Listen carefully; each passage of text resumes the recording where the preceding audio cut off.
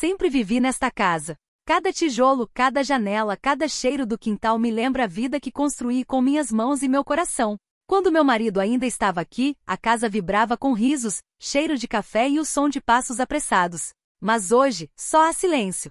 Silêncio que dói. Sento-me na poltrona da sala, olhando para a porta da cozinha, lembrando-me do barulho das crianças correndo, das conversas ao redor da mesa. Minha filha, Renata, e meu filho, Miguel, cresciam ali. Agora a casa parece uma memória viva, mas fria. Vó, por que você ainda fala com as paredes? Perguntou Renata, anos atrás, com seu jeito de menina curiosa. Porque elas me escutam, minha querida.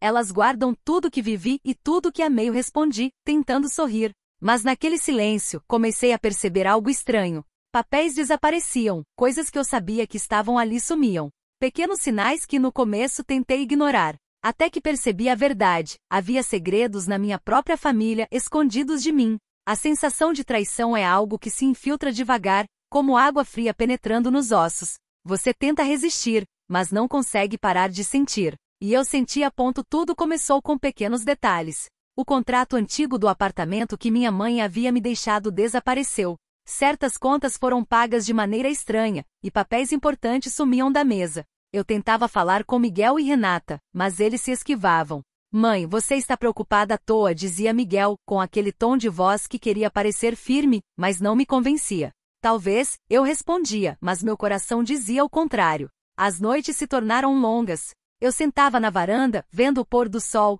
tentando lembrar quando havia perdido a confiança naqueles que mais amava. Meu coração dizia que algo estava errado, mas minha mente relutava em acreditar. E então, aos poucos, comecei a perceber detalhes ainda mais sutis. Olhares que se desviavam, silêncios estranhos durante o jantar, murmúrios no corredor que cessavam quando eu entrava. Cada gesto, cada palavra parecia esconder algo. Passei a vigiar pequenas coisas, notas de contas, extratos de banco, mensagens. Descobri que alguns valores haviam sido retirados de contas que eu julgava inacessíveis.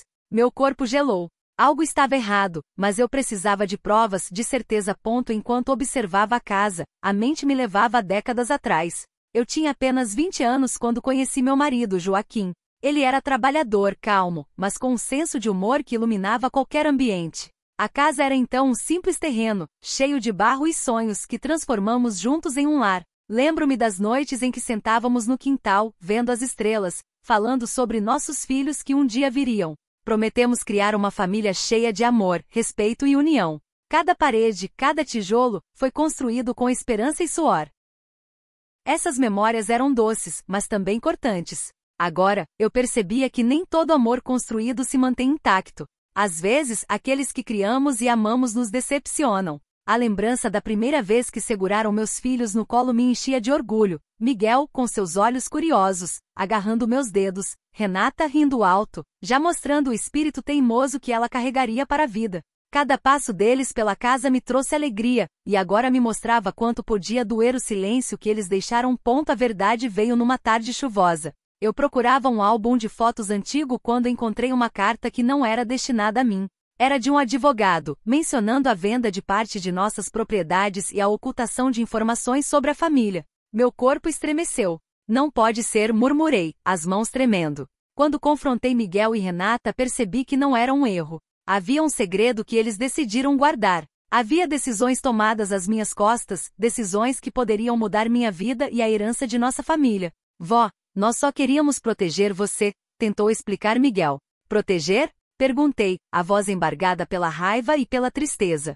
Traindo, escondendo, isso é proteger alguém que você ama? A decepção me cortava como uma lâmina afiada. O sentimento de traição não vinha apenas do ato, mas do fato de que os que eu criei e amei eram capazes de mentir para mim. Eu me lembro de caminhar pela casa naquele dia, olhando para cada cômodo, cada objeto, como se perguntasse: será que eles também mentiram sobre o que é mais importante para nós? A casa parecia me responder com seu silêncio pesado, refletindo minha dor.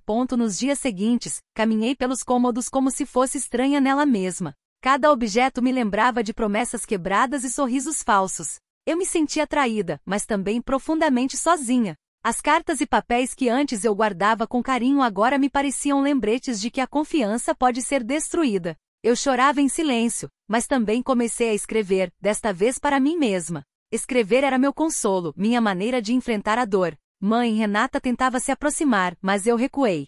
Eu só queria ajudar. Você me enganou. Não queria ajudar, queria esconder algo de mim.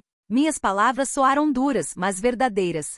Sentia-me dividida entre amor e raiva, entre perdão e justiça. Cada noite deitada, refletia sobre quantas vezes os que amamos podem nos decepcionar, e sobre a força necessária para seguir em frente mesmo assim. Uma tarde, fui surpreendida por uma visita de Miguel. Ele parecia diferente e sério, sem aquele sorriso de costume. Vó, precisamos conversar de verdade, disse, sentando-se ao meu lado. Sobre o quê? Perguntei com cautela. Sobre o que escondemos. Eu devia ter contado antes. Achávamos que você ficaria chateada, mas não imaginávamos que sentiria tanta dor.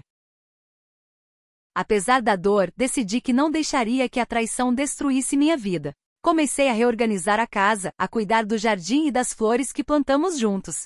Redescobri pequenas alegrias, o cheiro do pão assando, o canto dos pássaros pela manhã, o sorriso de Renata quando finalmente se aproximava com sinceridade.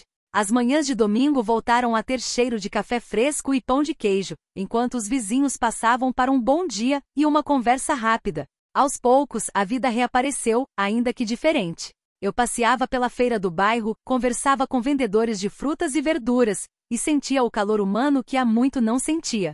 O cotidiano simples me lembrava que a vida não é feita apenas de traição, mas de pequenos momentos que valem ouro. Com o tempo, aceitei que os segredos de minha família não apagariam minha história. A casa, antes silenciosa e fria, agora respirava com meus passos, meus sorrisos e minhas lembranças. Eu continuei escrevendo, mas agora para mim mesma, registrando a história de quem sou, de quem criei e de tudo que sobrevivi. A dor da traição ainda existe, mas aprendi a transformá-la em força.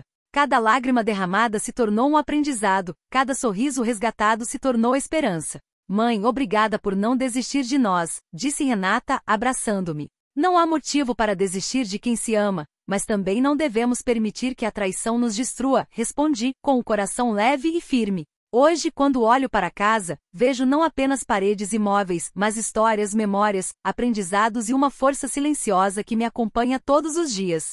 A vida continua, e eu continuo vivendo, amando, aprendendo e escrevendo.